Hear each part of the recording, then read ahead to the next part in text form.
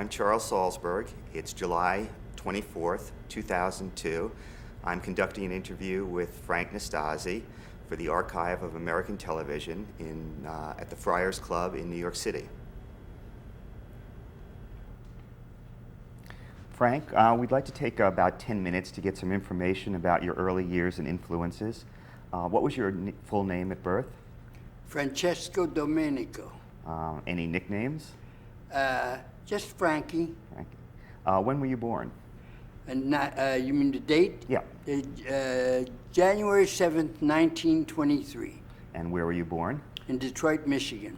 And where did you grow up? In Detroit, Michigan, and New York. What was your father's name? Giovanni. What did he do for a living? He worked in a factory. He worked on the leather, upholstery. Mm-hmm. And what was your mother's name? Carmela. And what did she do? She was just a housewife, and that's all she wanted to do. Okay, did you have any siblings, brothers or sisters? I have 5 sisters, my 5 darling sisters. Mm-hmm. And where are you in the family? In the middle. In the middle. Okay. I'm always in the middle. What were your hobbies growing up? My what? Hobbies. Hobbies? Baseball. I do model ships, and I'm pretty good at it too, I must say. I say modestly, of course. Yeah. Okay. Building model ships. And what kind of student were you in school? Certain subjects I was A student. Other subjects I was a D student. I wasn't very good in math, but usually we actors are not. Mm-hmm. And what were your good subjects? Oh, I loved English, novel reading. I loved reading classes. Mm-hmm. And I had a facility for memorizing, and the nuns, I went to a Catholic school. They were, what was I going to say? The nuns always selected me to do things during festivals and pageants because I could memorize. Mm-hmm. What did you want to be when you grew up? Tall. No. An actor. I always wanted to be an actor because I could memorize. Mm-hmm. How did World War II affect your family? Well, my father cried like a baby when I had to leave. My mother, she's very, comforting and all that. Actually, some good did come out of it because the GI Bill helped us out. That's how I got to go to college. What branch of the service were you in? The Army. Mm-hmm. Yeah. And where did you serve? In France, Germany, Belgium, Luxembourg, Ireland, Wales, Scotland. Mm-hmm. Went all over. What was the name of the high school you attended? Northern. Okay. And did you attend any college? Wayne State University and New York University. Got degrees in both of them. And what were your degrees in? One was in business administration, and the other was in the School of Education and Dramatic Art. Mm-hmm. And when you were at school, did you participate in theater in any way? Oh, yes. Mm-hmm.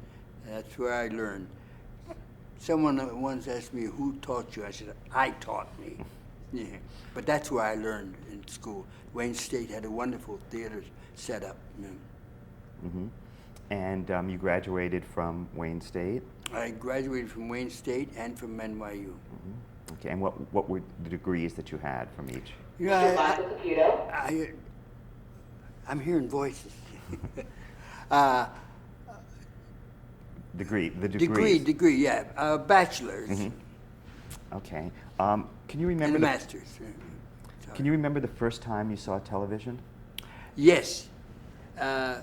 When it first came out, we couldn't afford a television set. I was telling some of the people that the sets were about 10 inches. And the only good thing on TV... Right, you were saying how big the televisions were when you... Oh, yeah, they were 10 inches. Is that all right? That was the big TV set, 10 inches. And not everyone had one because it cost $50 at that time to get a television set. And things were not too good then. They're not too hot now. What was I going to say? The first time you saw it, you remember seeing yeah. And I was invited to someone's house, and they had wrestling. That was the big program. wrestling, some sporting events. But that was it. And then slowly but surely, guys like Uncle Milty came in, and it began to grow. And actually, when we did the Soupy show, it was really growing. It was beginning to expand, to put it that way. They were bringing in different types of programs, not just wrestling and sports. Yeah. They had variety shows, a lot of them. They don't have any anymore. When you saw TV, what was your impression the first time you saw it? Oh, I didn't believe it. I even said, "You mean to tell me that you can turn a program on in your house?" Yeah. And I was amazed. And do you remember how old you were, Frank, when you saw television for the first time? About 20. So it was after you got out of the service? Yeah. And do you remember watching any particular favorite programs other than wrestling? Uncle Milty, some wrestling. And that was about it. Some sporting events. What was your first appearance on television? I did a play. What was the name of the play? I did a play. I can't think of the play. Damn. Was it in Detroit? It was in Detroit, WXYZ, famous station, Lone Ranger and the Green Hornet. I did the study with radio with Chuck Livingston, who directed the radio program of the Lone Ranger. Okay, we're going to move on to your experience with Soupy. You started working on Lunch with Soupy Sales in approximately 1954. How did that come about? Well, I was working at WXYZ, and was it WXYZ? Yeah. And Soupy knew that I was an actor, primarily an actor, And when his comrade, Clyde, Clyde, what am I trying to say? Well, when Clyde decided that he was going to go to California to live and he wanted to get off the show, Soupy approached me. He knew I was an actor and had done a lot of, stage work and all that. And at first I was reluctant. Then I said, gee, at scale, doing 6 shows a week, that's good money. Even for then, So he talked me into working with him on TV. Is that where we're at now? Tell me, I'm curious as to what was good money in those days for that. Well, I got as little as $50 a week, as high as 100, 150. Describe the concept of the show, Lunch with Soupy. Oh, how do you describe the Soupy Sales show? Well, first of all, it was very spontaneous.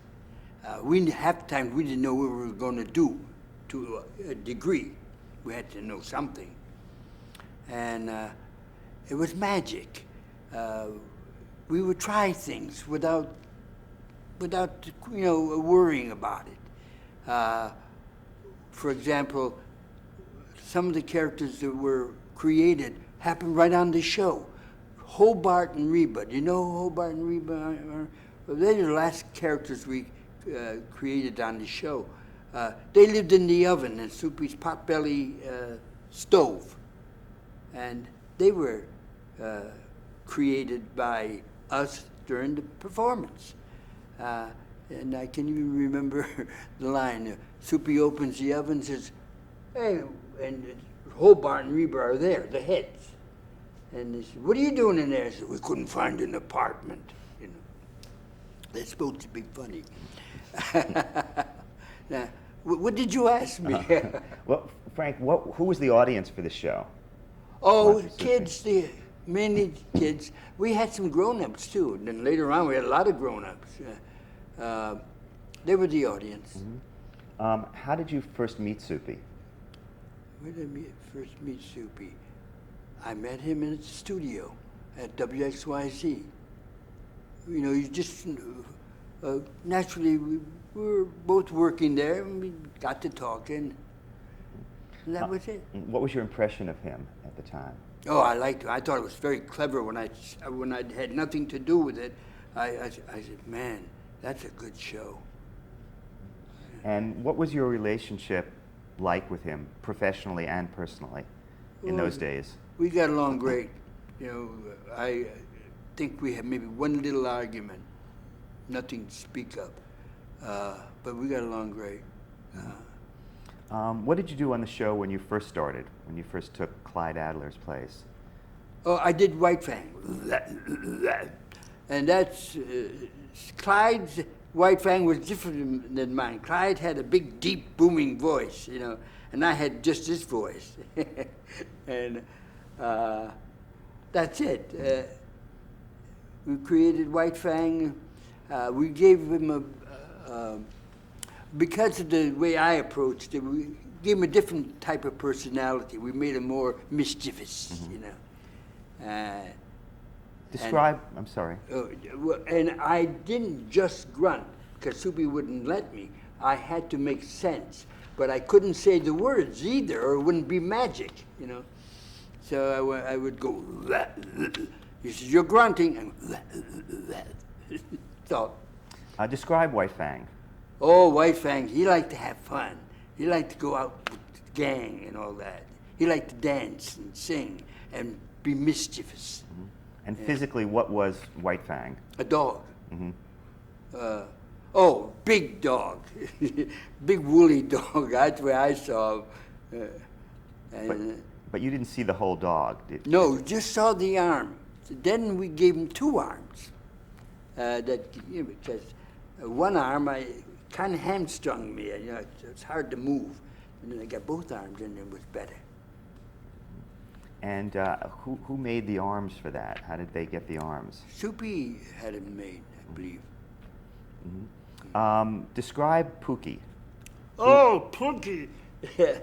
Pookie was the cutest little puppet you ever saw. Very smart and mischievous, but he also thought he was a great actor. You know, Pookie and the Pookie Players. And, you know, so many funny things happened. It would take years, you know. But we even brought Pookie into the studio. And what we did was I had a stool made that was on rollers, and I could work him and move around with him. So we had to make sure that the camera didn't go below and see me working it, you know. It would destroy the illusion otherwise. What did Pookie look like? Cute. He had a furry head and a very expressive face, you know, like that. And he had big eyes. He was cute. What was it made of? Do you remember? We got a real lion. No. What was it made of? Whatever they make puppets with. How did Isn't that funny? I can't. What? I'm sorry. How did the voice come about for Pookie? Oh, yeah. We couldn't think of a voice for Pookie. And I was trying, I remember I did one voice and I sang Leona, and I went, my Leona. And I said, it wasn't Pookie. I even tried him with an Italian accent, and that was the worst one. That didn't fit at all. So Pookie used to have a group called the Pookie Players. Pookie thought he was a big actor. You know, he was really cute. So during the course of the Pookie Players, he played many characters. And one of the voices was, hi, Boogie, just that. And when I heard that, I said, that's Pookie's voice. So after the bit was done, and we had a break, commercial or something, I said to Soupy, and he said to me, that's Pookie's voice. And that's how we created Pookie's voice. So, hiya, Boogie. No big deal. And before he had a voice, Frank, how did he communicate with? He whistled. I can't whistle. So Clyde used to do it better than me.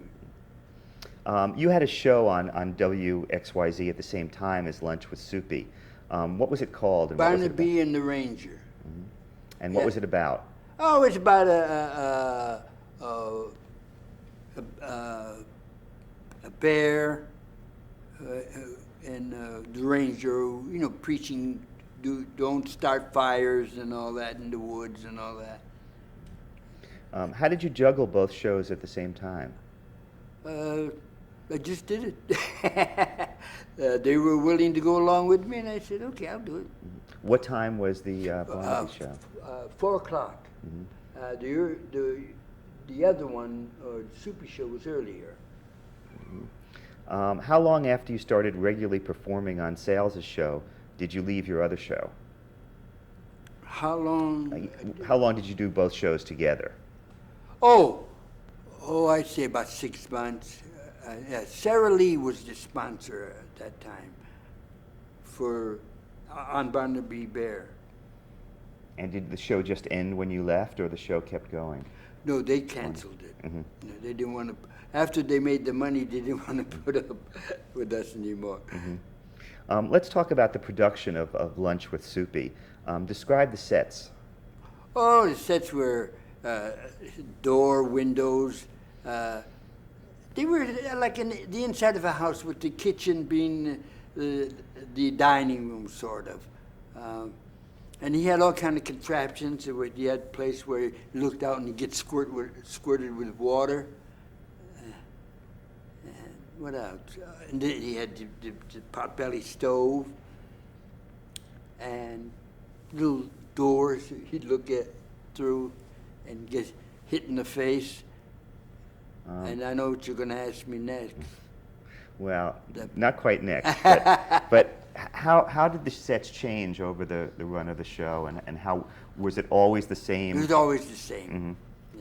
Yeah. How many cameras were used? 1 and sometimes 2. Mm-hmm. And how many crew members were there? Oh, we had about 5, I think.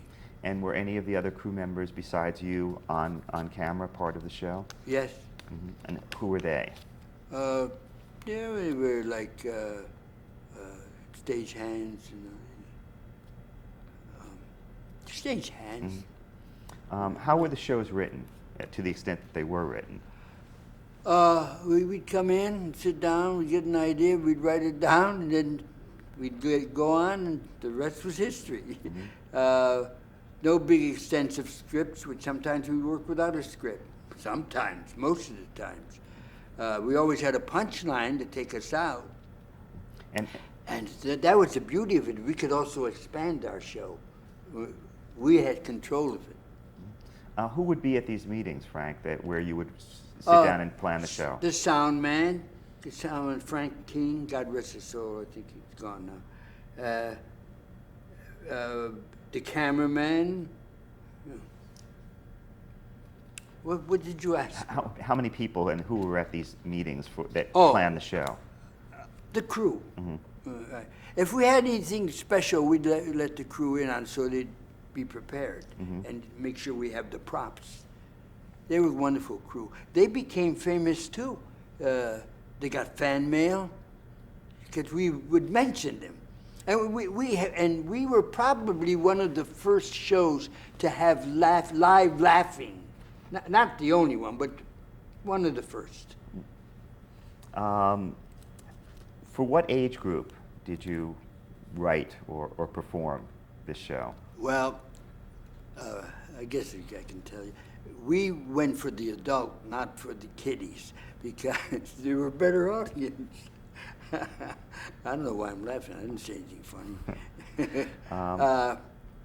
And how soon before airtime were they written? In other words, what time would you get together? Mm-hmm. It varied. Sometimes we'd come in, we'd be on location someplace. We're going to be late. Okay, you do this and you do that, and I'll do this and you do that. And that's sometimes the only chance we had to rehearse. There are times when we would wing it. But the show was written in the morning before the performance. In other words, not the day. Sometimes a couple hours before the show. Mm-hmm. Talk about the live aspect of the show. What were some of the challenges of performing on a live program? We had to be careful we couldn't say bad words, because you couldn't even say damn show. If you did, you'd have the whole upstairs, downstairs. Do you remember ever having a bad word said on camera? I once said something to the effect, and there were a lot of night ladies there. Somebody complained that I was preaching prostitution or something, you know. Some of the people, anything was good, you know, anything goes, so to speak. But some people would complain about the dumbest things, you know. Did you ever have any problem with props that you remember that stand out? Yeah. Or the scenery? Yeah, we did, but I can't speak offhand. Something in my mind, but it won't pop out. Mm-hmm. Okay, what was it like right before airtime? Try to describe the tenor of it. Well, I'd be running around checking props. Soupy would be just, you know, putting on his makeup, and we right in the studio. You know, we didn't go to a dressing room or anything like that. You know. How comfortable were you performing live? Oh, I loved it. I loved performing live. It's like an actor being on stage, you know. Then I was a stage actor at first before I got on TV, but I really enjoyed it. It was better, you know. You felt you were making contact. Did you have much theater experience at this point when you started the show? Yeah, I probably have been in over 400 plays, and I tell you, that's work. Doing theater is work, but I loved it, don't get me wrong. About 400 plays. I ran the stock company for 4 seasons. What else? I built sets many times. I direct. I directed George C. Scott in The Tender Trap. He directed me and Harvey. Hi, George. Great actor. What else? Do you remember any memorable unplanned moments that occurred during the show? Oh yes, many of them. There was one time where I come in and I'm the salesman comes in, the crazy salesman. You know, there was all kind of crazy guys. There was onions, oregano, the salesman. Well, anyway, I come in and I try to sell Soupy this vase, whatever you want to call it. And I told him it was very valuable. He says, it won't break. I can take it and smash it and it won't break, you know. So Soupy said, yeah, show me. I said, sure. So I put the vase in a sack, and I go like this, and I come down with it, but it hits the top of the door jamb there. And it hits it, bounces back, hits me right in the head. And I was like this, I'm ready to fall out, you know. And I go, whoa, and Soupy is laughing. And I'm just on the verge of passing out, but I didn't. That was one of the things. There were so many things, but I can't remember them all. Anything else come to mind, unplanned, that happened? Well, many times we'd be surprised with a pie in the face. Many times. Let's talk about that pie. Okay. How did that start, and talk about what it was like? Well, Soupy started it. It was his baby. And he created the pie with the shaving cream. And the reason we use shaving cream, when it got all over you, when it dried up, it would evaporate. But if you use real cream, it wouldn't. You'd get messy and garbagey, whatever the word is. And do you remember the first time you got hit with a pie? Yes, I was doing some crazy character.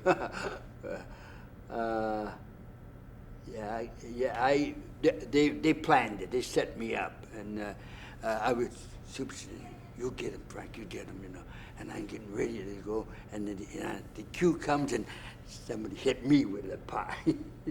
And that's the way it happened most of the time. Surprise, pow. And the thing about the pie, it was made with shaving cream, because of what I said, and It's had a crust, and what else? That's it. So there was no pie plate. No pie plate. Wait a minute. There was a crust. Yes, there was. That's the pie plate.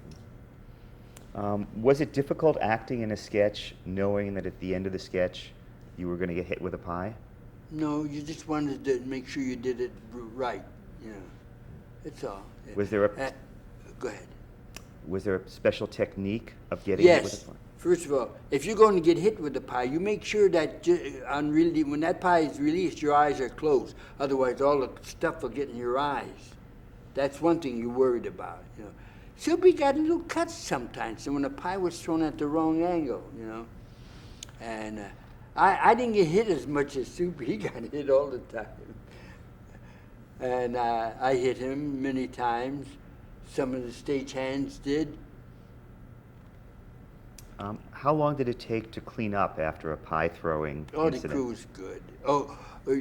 It depends how many pies we threw. Now, we had a special of 200. We threw 200 pies. The special had Sinatra on it, all the disc jockeys, Stephen Fetchit. It had 1 million people on it, and we threw over 200 pies. And Sinatra got hit, and Sammy Davis got hit by me. Everybody wanted to take a turn at Sinatra because you know he's the big shot. You know. Did you regularly end with the pie bit at the end of the show? Sometimes. When you were scheduled to be hit, did you ever duck? And Yes, yes. And sometimes, but we would do a double thing. We'd throw, and the guy would duck, and then when he straightened up, we had another guy with a pipe. We get him. So it was a ba-boom, you know. About how many pies do you think you were hit with over the course of the shows? Well, Soupy was hit with a lot of them. Now, he did mention how many, but I don't recall. He said something, it wasn't in the thousands, I think. Describe some of the characters you did the voices for. Oh, well, Pookie, I thought he was a lovable little guy. White Fang was very mischievous. You go your way. Okay. And Soupy goes, okay. Blacktooth? Blacktooth was a sweet. I don't know if I can do it anymore. I don't think I can do it. Blacktooth was I can't do it. I can't. You know, your voice changes. How about Hippie? Oh, Hippie, he just talked like this. He didn't talk much. Then there were other characters. One of my favorite characters, I'll mention it now, was Onions Oregano. And it's fascinating how we got that name for him. I don't know how someone had written, Soupy had written, or somebody had written a sketch. What was it? Philo Kvetch. Philo from Philo Vance, famous detective. Philo Kvetch. And where was I? Sammy? We're going to stop to change the tape, and then we'll